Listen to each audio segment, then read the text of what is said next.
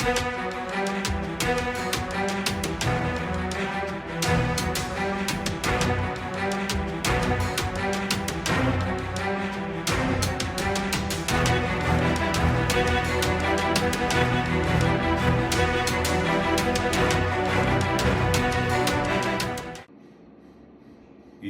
Police Thane हद्दीतील आंबेडकर नाका ईश्वरपूर या ठिकाणाहून दिनांक 16 डिसेंबर 2025 रोजी रात्री सुमारे 12:30 वाजता एका नागरिकाने डायल 112 नंबरवरती फोन करून सदर ठिकाणी एक हरवलेली 14 वर्षाची मुलगी मिळून आल्याबाबत पोलिसांना माहिती दिलेली होती.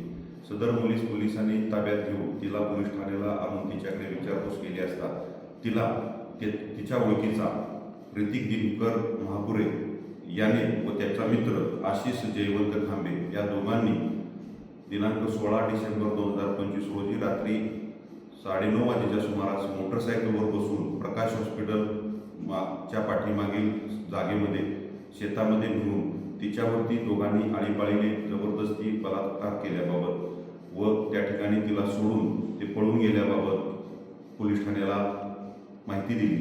सदर माहितीच्या अनुषंगाने पीडितीच्या आईच्या तक्रारीवरून ईश्वरपूर पोलीस ठाण्यास गुन्हा रजिस्टर नंबर 480/25